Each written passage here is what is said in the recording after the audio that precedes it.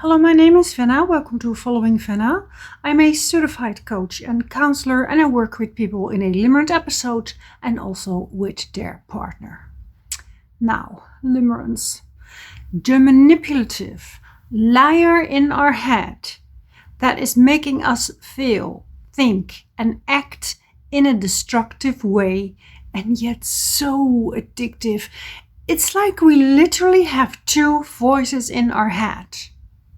The rational, calm, adult one, and the addicted, gone crazy, yet so strong voice of limerence. And how do we deal with that? How do we keep on listening to our rational mind when we get confused? In this video, I'm going to explain to you how.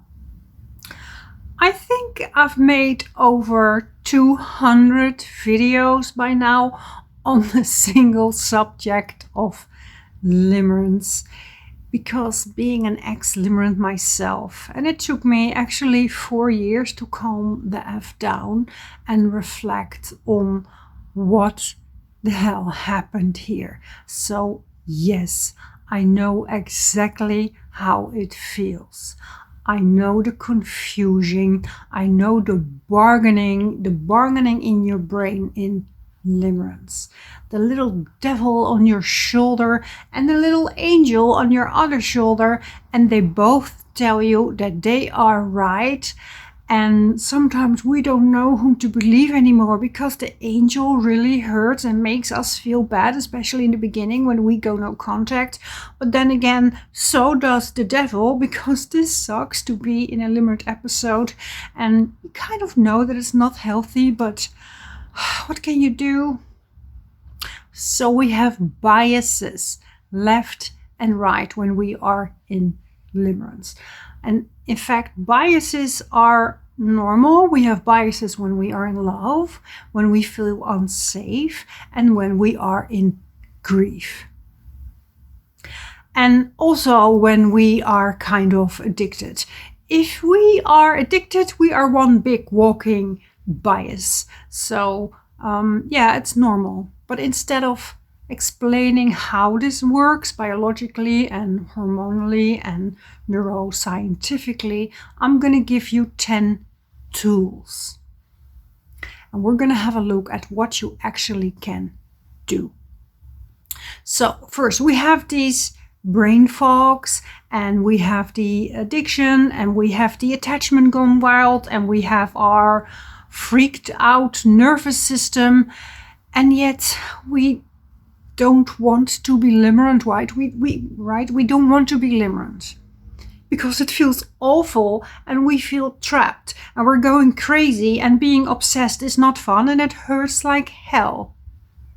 But are we doomed? Are we just puppets on a string, having to obey our addicted mind and having to obey the little devil, aka limerence? Are we programmed to listen to this part of us whispering that we should be with the other person because we love them so much? No, we don't. We are not puppets on a string, because awareness creates choice. And I always say that awareness creates choice. And even better, choice gives you power. Okay, so here are some examples of the many thoughts we can have when the little devil, aka limerence, is running the show. This can work. I will be happy with this person one day. I can be happy. And no, I don't really want to have a defined relationship. I just want one more appointment or just a little bit of attention. And I can adapt to them. And this is a very special person. And we will be together. And I can't live without this person. This person is my happiness. And this is my soulmate. And of course, this is also my twin flame simultaneously, and I will be so bored and my life will be miserable without them. And they bring a big sparkle of joy and fun, and I can be friends with them. I don't have to be in love with them or be limerent. And I feel so sorry for them for going no contact. And it's really mean of me that I went no contact because I'm hurting them and I can regulate my body while I stay in contact.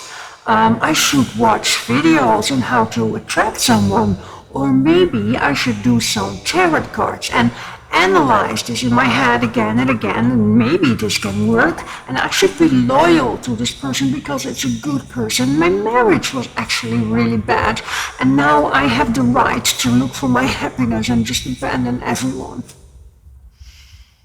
Does that sound somewhat familiar? And of course, the thoughts depend on the phase of the limerence, where you are in the limerence, because limerence has different phases.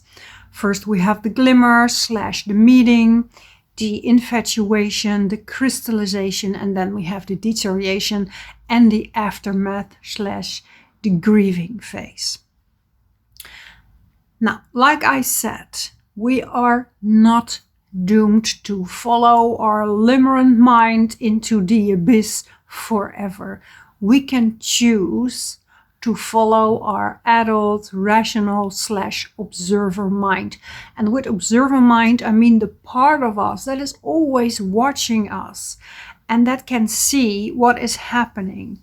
The part of us that can watch us live out this freak show.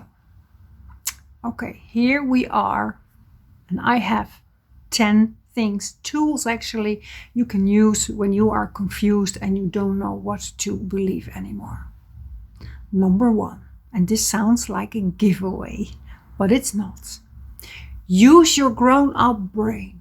Like I said, it sounds like a giveaway, but using your grown-up adult mind is actually a very powerful tool. And I also give schema therapy, and we use this all the time. Maybe you've heard of it. Our healthy adult self is always a part of us.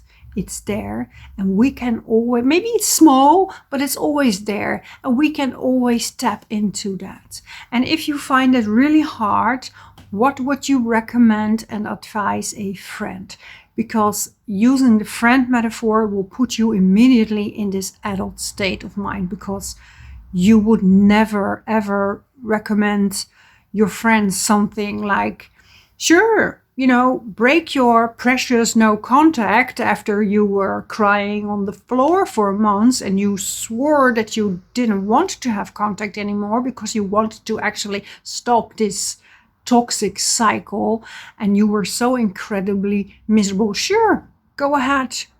Sure, leave your kids behind and your overall good marriage and move to Japan for someone that you only met online and is still married actually and has some little attachment issues. Oh, you get the drill. Of course, you would never advise this to a friend. You will always use your adult calm mind to advise others. So if you have a hard time tapping into your own best advisor or your own advocate, use the metaphor of what would I say to a really dear friend who happened to be or is in the exact same situation. Number 2, use time as your compass, especially when you are in recovery and yet you have all these doubts and you ask yourself, am I going the right way? You ask yourself, do I overall feel better now than in the first weeks in no contact or when I was still in contact in the end? And if the answer is yes, you can use that. You can say, okay, if I feel better now than a few weeks ago, imagine how I feel in yet another few weeks, or even better in 2 months. Time is proof that you are heading into the right direction. If I feel better now than I felt 3 months ago, imagine how you would feel in another 3 months or maybe 2 years. You will feel even better. So use the progress to continue the progress. Number 3, make goals and keep the focus on them when you start to doubt, and ask yourself if this is the right way. Ask yourself, is the action that I'm about to take in line with my goals? My goals was to be a better mom, to be more present. So going in and out of contact and stay limerent did not align with my goals, for sure. Number 4, you can do the same thing but use the term self-respect.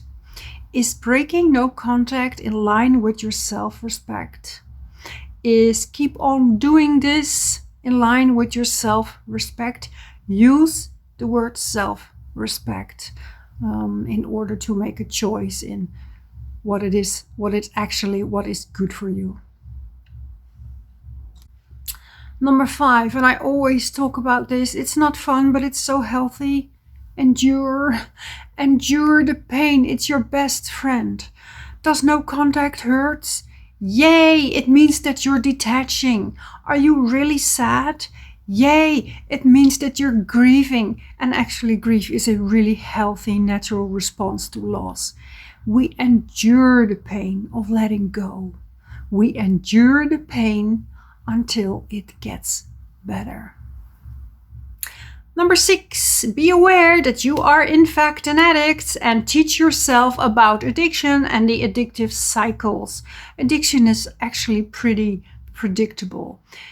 Be aware that you are bargaining. Bargaining in your head comes with addiction. They go hand in hand. It does not mean that you have to listen to the bargaining voice. You can observe it and you can be aware that you're doing this, and you can choose not to listen. Number 7, you can talk to the limerence, the little devil on your shoulder. Externalize it. Oh, hi, little devil on my shoulder. Hi, limerence. Are you trying to persuade me into something that's actually not so good for me? Yeah, I hear you. Thank you. I'm aware of you. But I'm not going to listen to you. I'm on to you. Number 8, and I really advise you to do this. Use the mantra. This person dysregulates me, therefore I cannot have contact. Simple as that. When you go in and out of confusion and you go make the puzzle in your head and you're going this maze, is this good for me? But maybe it's better because I feel really bad now. And what did he say last time? But maybe I should be in contact because maybe it can work. Doesn't love mean something? If you go into this maze, use the mantra. This person dysregulates me. Therefore, I cannot have contact with them. Point. You don't even have to solve the puzzle. The puzzle is unsolvable, by the way, because the outcome will always be this person dysregulates me. Therefore, I cannot have contact.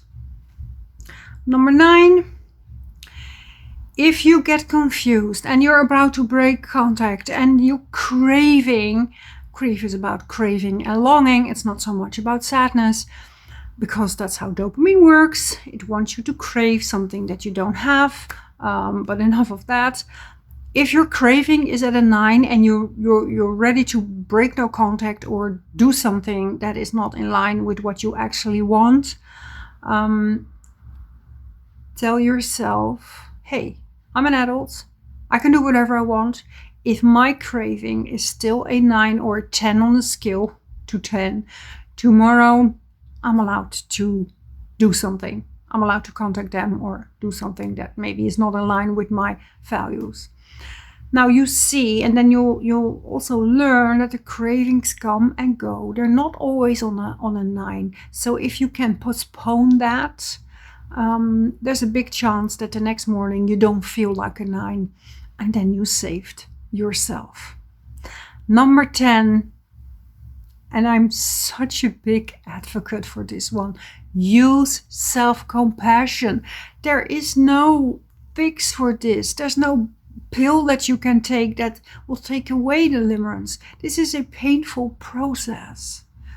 It hurts, and acknowledging that it hurts sometimes gives you a little bit of relief, beside the fact that there's been a lot of scientific studies that using self-compassion really helps the recovery and is healthy overall. It's actually 3 little steps to actively practice self-compassion. Number 1 is you state what you feel. Nothing more. You just state your feelings. I'm confused, I'm longing, I'm angry, I'm sad, whatever.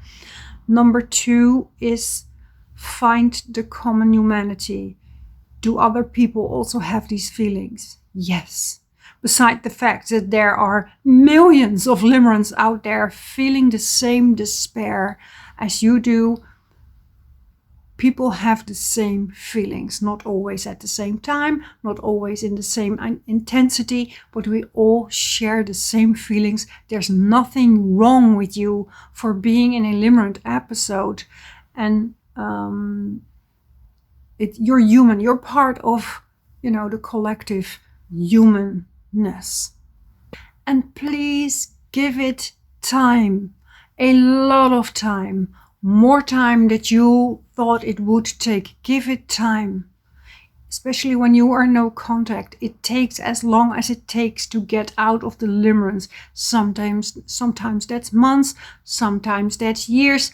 All you have to do, your only job is to not contact them anymore and keep making progress. Keep focusing on yourself, even if your mind makes you doubt. Even if you ask yourself, will I ever be okay again? Even if the limerence is screaming at you, let it scream. Let it do whatever it wants in your head. Let it bargain all it wants. Let it lie to you. All you have to do is keep focus on yourself and your progress and just not contact them. And then your brain / neuroplasticity will do the rest for you. And yes, you will get out of the limerent fog. And yes, you will be happy again. And then you will be able to reflect on everything that happened to you. And I hope you have compassion with yourself. And it's so worth it to get out of the limerence, because being out of limerence improves everything. Your sleeping, your connection, the bond with the people around you, your marriage, the bond you have with your kids, your self-esteem. Coming out of limerence improves everything. If you want my help in one-on-one coaching or email coaching, please, you can write me on followingfenna.com or book an appointment, and I would love to help you. And for now, I want to thank you for watching this video, and I hope to see you in the next one. Bye.